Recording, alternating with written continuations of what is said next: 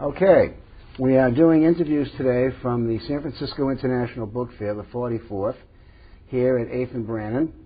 And our first interview is with one of the icons of the book trade, a guy I've known for about 150 years, maybe 130 years, I can't really tell. And Peter, could you just talk a little bit about your background, where you were brought up, family, schools, brothers, sisters, what your parents did? Give us a little thumbnail biography of your early years. I'm simply an Army brat who had the privilege of growing up in China and Japan for 4 years before high school. I traveled. My mother moved us many times, as my father was an officer. He was during the Second World War entirely in the Pacific for 4 years. So when I came back, I went to a single high school and then, fortunately, to a single college. And I chose to go to Haverford College instead of Harvard. Very fortuitous choice, as it turned out. But I was an English graduate student and a biblical literature double major with every intention of going on to become a teacher and get a degree, PhD. I met my wife in Alaska. She was at Swarthmore, and we came out to start a life as graduate students.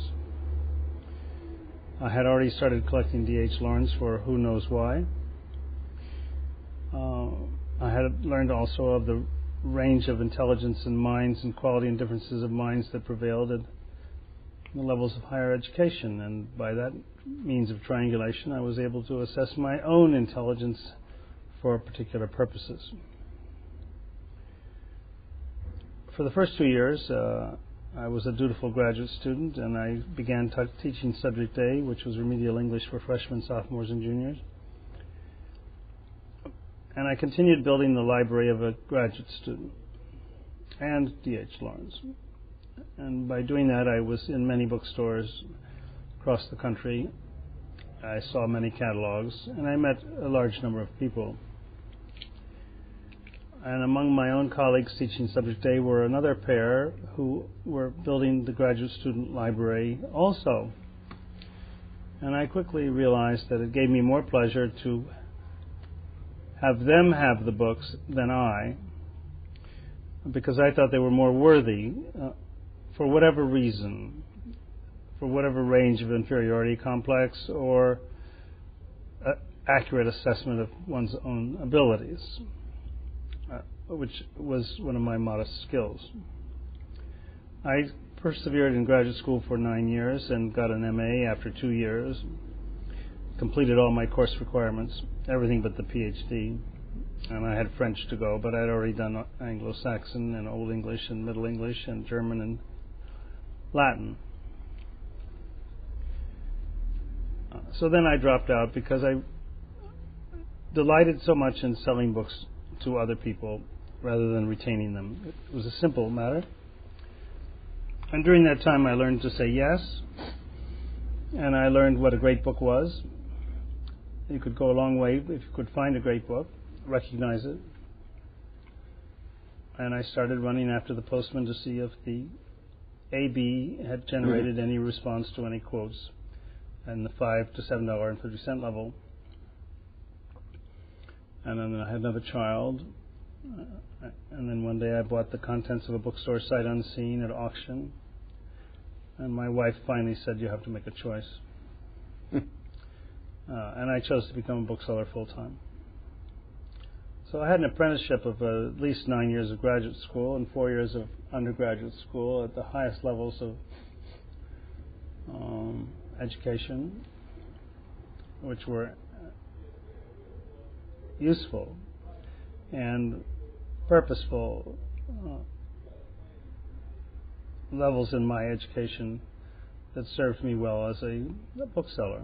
So because I could triangulate and understand any book, no matter what it was, although I was primarily a first edition dealer for many years, nonetheless I could make transpositions and realize that this book in science was, for the similar reasons, condition, edition, and so on, just as desirable as a modern first edition might be, if not to a different customer. And I had one little shop, and then I had two, and then I had 5 identical little shops. Well, when and where was your first shop, Peter? First shop was 1968 on Shattuck, and after 1 year I moved down the street a few blocks and had first 1 shop, and then 2, then 3, then 4. And were these all on Shattuck, Peter? All on Shattuck. And between 1969 and 1986, I ended up with 5 shops, all at $800 a month. Or no, all at 800 square feet. Originally, each at $90 a month, and at the end, all $1,000 a month each. Wow. So then I was paying $5,000 a month rent. I made no store sales over the counter to students, even though I was 3 blocks from the university, let alone to faculty. So I realized that I could, with $5,000 a month, buy a building if I could find a building, and if I could make the down payment. By this time, I had bought a house in Berkeley for $27,500 in 1969, and it gradually appreciated, and I've never moved, nor have I divorced. My wife had a part-time job and became an optometry librarian for 23 years, and we raised 2 children and saw them through school. And I used the equity I had in my home for a business line of equity. And I learned to become a businessman, another essential in order to survive as a book dealer. And so I then began to apply my very few and humble qualities of being able to say yes and knowing what a good book was, and being convivial in the trade as much as possible. I joined the ABA in 1966. I was the youngest member at the time. How old were you? I was 28 at that time. Is that also when you opened up Serendipity? No, I had not yet opened. Okay. Well, I founded Serendipity in '63. Yeah. So I had not yet moved out of my home. Okay. But I was very shortly an officer in the Northern California chapter. And I made the second New York Book Fair and made every one since until last year. All the Boston Book Fairs, all the California Book Fairs, all the Washington D.C. Book Fairs, and most of the Chicago Book Fairs. And I believed utterly in the organization and its ability to help and sustain the trade, and believed that it was essential that the organization grow and be cohesive and put aside personalities when it came to problems. And for that modest insight, they made me president and put me on the board of governors and on the benevolent fund board and on the ethics committee. And during those years, I was pleased to serve the organization and watch it grow, and grow it did. Most obviously as a precursor and model and originator of the book fair as we know it, but in many other ways as well, all of which are more or less known, at least piecemeal, by all of our members.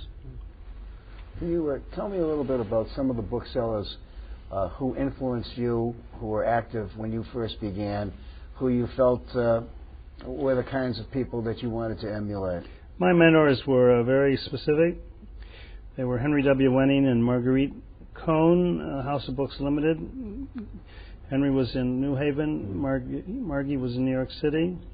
Old Oregon Bookstore. Preston McMahon was in Portland. Maxwell Hunley was in Los Angeles on Little Santa Monica Boulevard. John Swingle was in Berkeley. Warren Howell was in San Francisco. David McGee was in San Francisco. Brick Rowe was not really an influence, but he was in San Francisco, and we certainly had a relationship. Yeah. In fact, my employee bought his business. Yeah. So I was very much affected by each of these dealers in turn, and I absorbed their specific talents, some of them, or emulated them, and then went my own way as best I could, basically with the conviction that a store was essential, an open store was essential, saying yes was essential, having as many books as possible was essential, serving the customer was essential, choosing the books on behalf of the customer, not on the basis of my own inclination, was triply essential. a quality that deeply distinguishes some booksellers from others. It's not a flaw, but it does characterize many booksellers, in that many dealers will deal only in books they quote like, quote unlike, or quote unquote like. And this, of course, limits them to the books that they are themselves interested in. That's certainly not me, although I had particular interests. But I became interested swiftly in the books that my customers were interested in, or that I learned that they were interested in. Thereby, I became instantly more informed than I had been, and I'm considerably at ease in dealing in Western Americana manuscripts of post office registers of money orders sent from a particular county between 1868 and 1873, or a manuscript diary, or an overland narrative, or photographs of mining in Peru, or mining in Western Australia, or mining in the Sudan, or mining in Western China, or photographs of India and the 4,000 tribal peoples that used to live in India before the nation became a state, or in literary manuscripts, or in local history, or in photography, or in art, as it comes my way. And I have bought and sold and dealt in all such things, chiefly with major libraries of the world, and with all dealers, and with such private customers as found themselves happy at serendipity, of which there was always a decent number. Well, you mentioned doing business with dealers. A number of dealers have told me that they would not be in business if it wasn't for you. If it wasn't for you carrying them, if it wasn't for you helping them pick out material, if it wasn't for you making suggestions as to what they should be buying, and they speak to you and they speak about you almost in biblical terms as being, the person that got them where they are. I would never want to sell a dealer a book that he would not be able to resell for profit and come back for another book. That would be as counterproductive as possible if I sold a dealer a book with which he was then stuck. I had experienced a range of attitudes from the dealers senior to me in my early days. An English dealer would not let you in the back room under any circumstances. He would not wrap your books for you. He would not supply books wrapping material for the books. He would not give you a discount. He would not get the time of day, and he would certainly not serve lunch. Mm. And he would certainly not send you away wanting you to sell his best book for a profit so that you would come back and buy another book. I was never afraid of being able to replace a good book, a unique book. It took me not too long to realize that I had a certain number of books, let's just say at the moment 500,000 items, and that left all the other items in the world that I did not own, which was, including all the other books that were in every library in the world. So there were a vast quantity of books that I did not, in fact, own. Hundreds and hundreds and hundreds and hundreds of millions of books. So there would be no reason why I should be afraid that I would not be able to find another book. And so there was no reason not to sell the book I had, and actually to sell it as expeditiously as possible. And that usually means for less, because the other dealer would rather pay less, or Sure. even the customer. And if he couldn't pay today, that would be all right. He could pay in 30 days, and if he needed more than 30 days, 30 days being the standard customary period after which someone is in arrears. The people who were most usually in arrears with me were my fellow officers in the ABAA. It was a remarkable sequence of dealers who, in fact, did not pay in 30 days. I myself tried very hard to pay at the point of purchase. Yeah. And I developed lines of credit with which I could develop the ability to buy books and pay for them at the point of purchase at that very moment, no matter where I was. And although I did not charge postage myself, because of course the customer pays the postage anyway, it's built into the price of the book, right, fairly obviously, and it's simply an insult to slap on another $4. But the truth is that it was that much more of a problem for my bookkeepers to have a separate record of postage paid and postage unpaid. It's simply another column to do double entry bookkeeping from, and it would only make their life more difficult. So it wasn't as if I was only making a gesture and not charging postage, and I certainly understand why other people need to charge postage or choose to charge postage.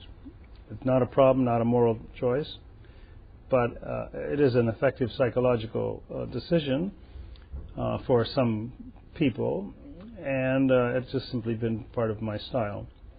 It doesn't require any tremendous profundity to understand why I do it. If you're a successful bookseller, you can be kind, you can be generous, and you are automatically more powerful than almost anyone else you're dealing with, so why not be benign?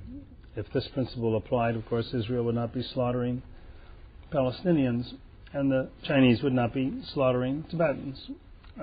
These are political metaphors that obtain everywhere in the world in terms of the relationships of peoples to peoples or person to person.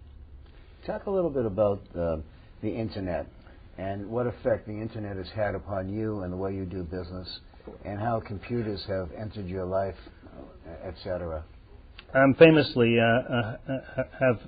said I would never use a computer, and allegedly was one of the last to convert to using a computer. But now, of course, I sit there and do nothing but work on the computer. With regard to accounting, they're a simple godsend. I use a hand crank adding machine to balance double entry columns of bookkeeping for at least 15 years, and I would never get it right for a single page until I found my error. So bookkeeping on a computer was essential. I wrote at least 50, 100-page papers in college on Corona erasable bond paper with an electric typewriter. I knew that I was going to have to write a PhD in which there was not a single typographical error. So the idea of word processing, when it finally came to me that I understood how it worked, it was such a gift from Steve Jobs or from Bill Gates or whomever, that word processing, which is what I do on the computer, and I do a lot of research on the computer by searching databases, and I've become adept at understanding many databases, many more than most people know, not all people, that I do both research and I do a lot of word processing and catalog descriptions on the computer. Consequently, I'm able to generate seriously large documents of some sort or other. The last document that I created before the computer was a William Saroyan appraisal of 100 boxes of manuscripts, and that's an $800,000 archive of 600-page description, all from 3x5 cards, and all in the wrong typeface. Because I simply didn't know how to use the computer at that time, and then when I was able to use it for the first time for my Faulkner catalog, which was a definitive bibliographical catalog of Faulkner of the best collection in the world, so it therefore became a price guide as well. I didn't know that you could have a different typeface, and the computer couldn't store enough so that I had all of it in there at any one time. It came out piecemeal and looking like crap, and there was no way that I could change it. Thereafter, all of the improvements that came along in the computer, I was able to adapt as best I could. So I have been producing longer and larger and more complete documents, 200-page archive descriptions and 600-page catalogs until I stopped doing catalogs maybe 15 years ago. And in general, having the pleasure of writing up and researching any given item more efficiently than one would have been able to do before the computer. So I have nothing whatsoever but wonder and amazement and gratitude for the existence of the computer, despite my early resistance, which was, I think, probably serious you but weren't brief. alone. No, I probably didn't resist the computer too long. Yeah. Well, listen, we have a few minutes left. Talk a little bit about what you see as the great challenges facing the antiquarian book trade as we proceed into the future. Well, the antiquarian book trade is made up of individuals and has always been made up of individuals and always will be made up of individuals. It's the will of a single individual to perpetuate or to take over or to initiate a bookstore. In this country, we don't have second, third, and fourth generation book dealers to speak of. So each new bookstore is dependent upon the existence of someone who has imposed his will upon the situation. A lot of people bemoan the passing or seeming passing of serendipity, and I say, well, it's absurd. There was nobody there before serendipity, and there'll be nobody there after serendipity, but the books will still be there. And all that's required is someone to administer the books. And I have very little doubt that will happen. I think it will happen. I don't know how.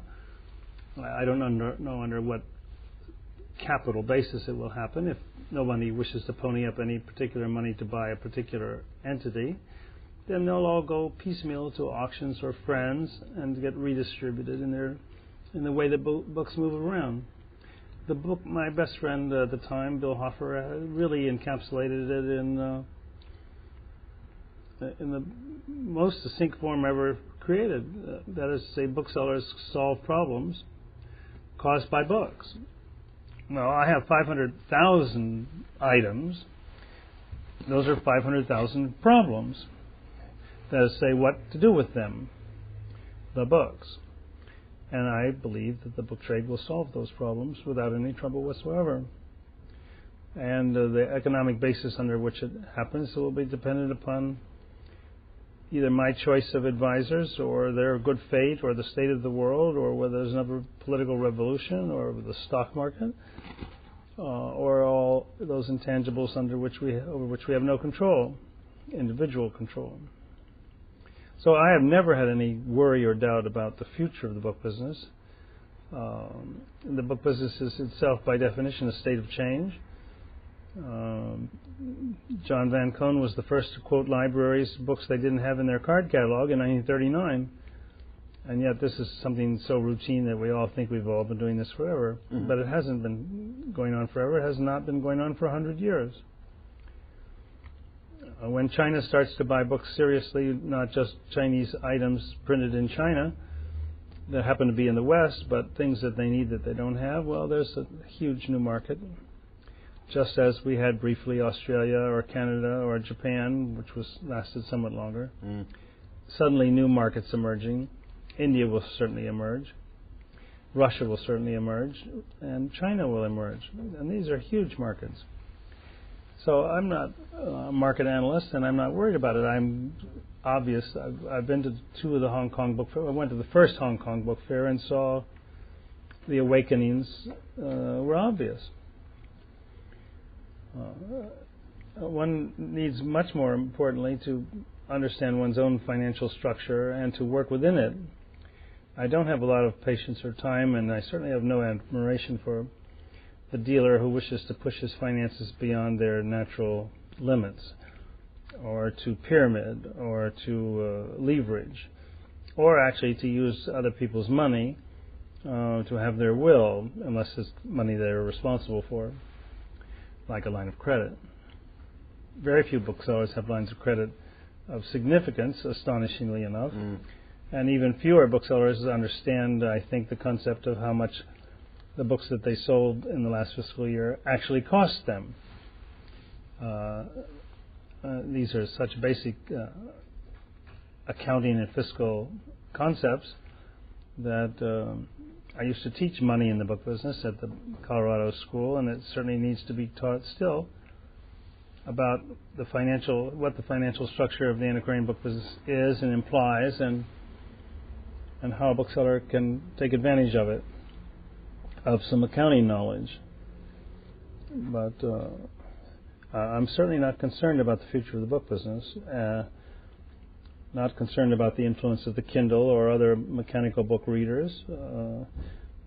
those people who treat books as information only, that's been going on in the university library. Half the librarians are totally dedicated to service information services, which is the content of the book only. But the book, of course, is vastly more than a vehicle of content only. It's a work of art in itself, and it makes possible the discussion of typography, binding marks in books, revision, problems in printing, cultural differences, and an endless number of subjects, many of which are becoming new academic subjects even now. This is a good point to stop. We've had 30 minutes. It's the quickest 30 minutes we've had in a long time. I appreciate you spending some time with us, Peter, and good luck and God bless. Okay.